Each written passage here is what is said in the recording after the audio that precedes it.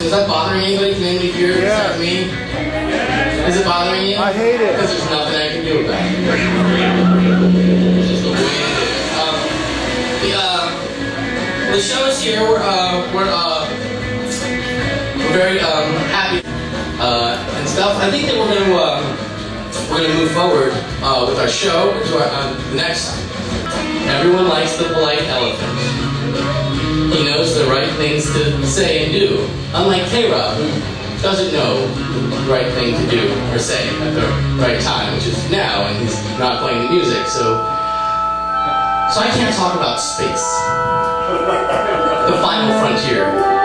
Ladies and gentlemen, these are the monologues of the astrologer Pete Goldie, whose 5-minute mission to boldly talk about outer space, dust, and swirling hydrogen ice, and make it interesting and sexy. Ladies and gentlemen, here he is, Pete Goldie.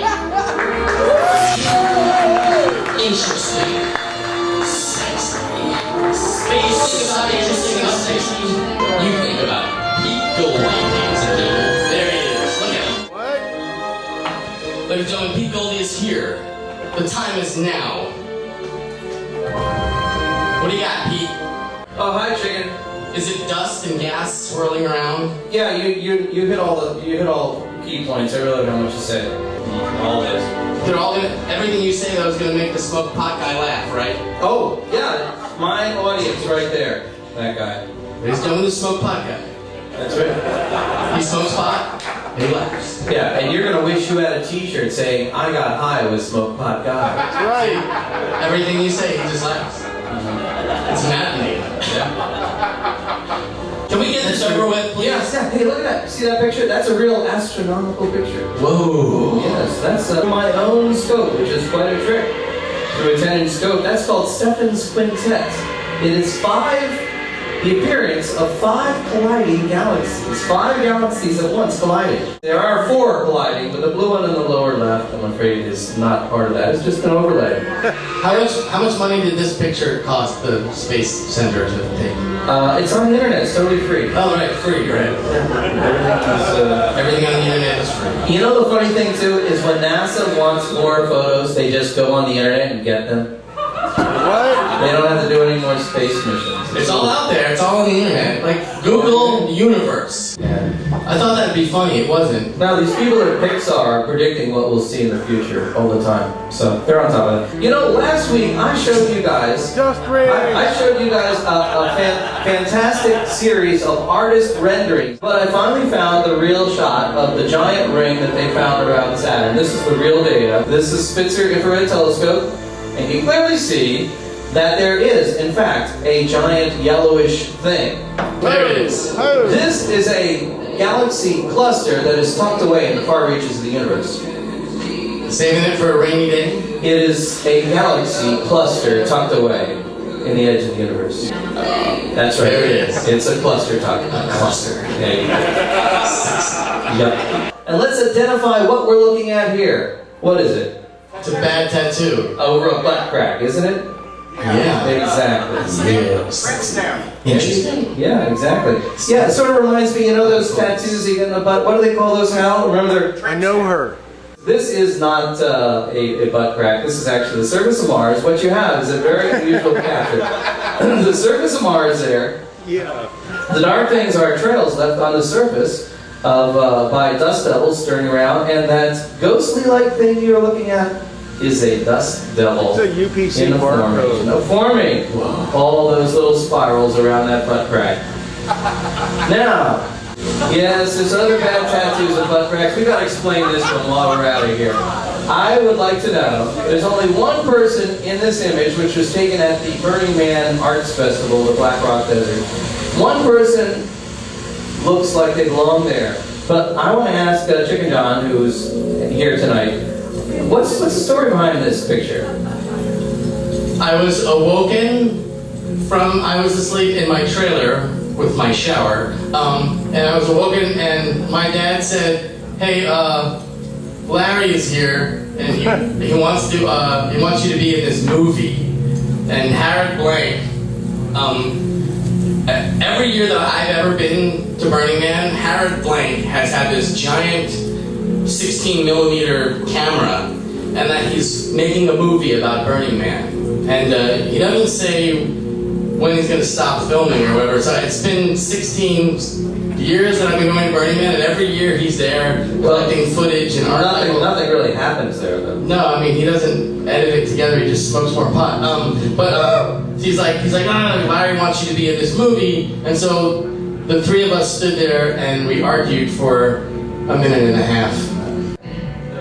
Yeah, anyway, let's get back to space. Sexy, interesting. And now I want to show you the Cassini report, of course. Here we go in the Cassini report here, and we're seeing an animated GIF taken by this spacecraft that is orbiting Saturn right now. And there you see three of the moons mooning each other, moons mooning moons. But there is Rhea, Enceladus, and Venus, and they're all there. So if you focus on one of them, and in this case it would be Enceladus, you can see the other moons coming and going as they all zip around. Over 60 moons found so far. Trash this one. Oh, look at this. Now this one's even more dramatic. Here you have modest-sized Tethys is moving in front of the giant moon Titan, the one that they keep orbiting around to get nice radar shots of. That's a good one. Quick.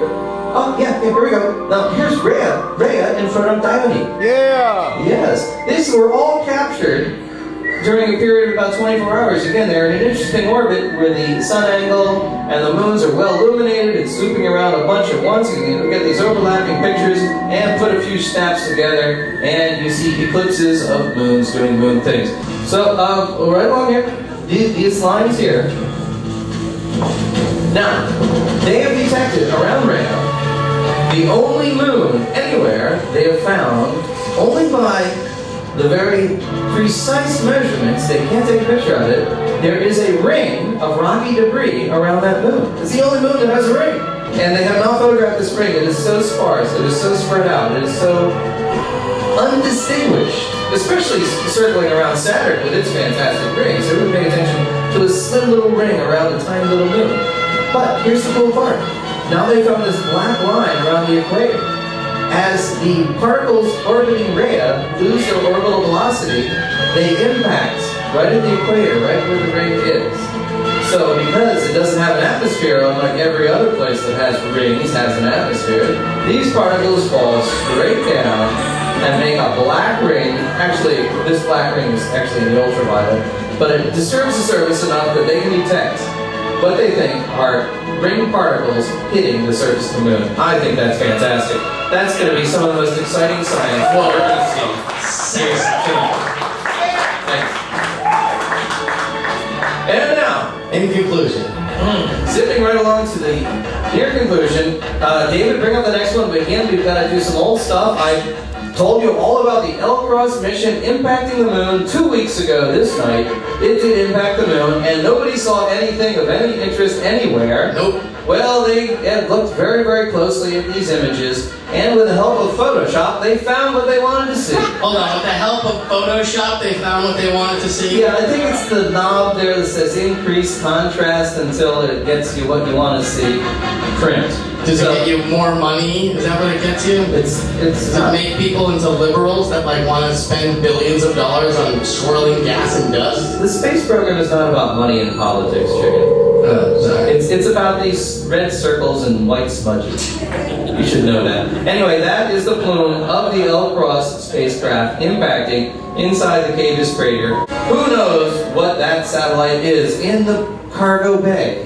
Sitting in the cargo bay of the... Sitting in the cargo bay. Yo. Whoa. Not hammer time, eh? Okay, so that is the Tidris 1 satellite. The Tidris 1 satellite. Now I'm pointing this out because there it is sitting in the cargo bay of the Challenger space shuttle. The Challenger space shuttle was used to launch this, so bring it up in orbit, and then a little booster rocket was intended to put it out into a geosynchronous orbit. And what is the Tidris satellite? Who cares about the Tidris satellite? So other satellites and ground stations all bounce things up there, and it bounces back there. It's just a switchboard in kind of an unsung hero. Exactly. Well, is this it a holder-upper? Yeah. This one was launched in 1983. It's Tidris 1. And just this last week, it finally lost communication after 1983 to now 26 years of service. That sounds pretty good, but let me point out, you see that booster rocket down there at the bottom of this Tidris satellite? Yes. Well, they released it from the shuttle bay, and they were supposed to light that thing up. It didn't work. What? It fired for a fraction of a moment, and it boosted into a weird elliptical orbit, and they went, uh-oh, sorry, our really, really expensive relay satellite is in the wrong orbit. Oh, And they wrote the whole thing off. It was a total waste of money and time, and they were all upset. Anyway, they had tiny little attitude adjustment rocket on this. This thing has 1 pound of thrust applied just at the right time. That over the course of like 7 months, they nudged it into an operational orbit. One last picture here. Yes, while you were away this summer, Chicken John, my daughter, took the fun free drink.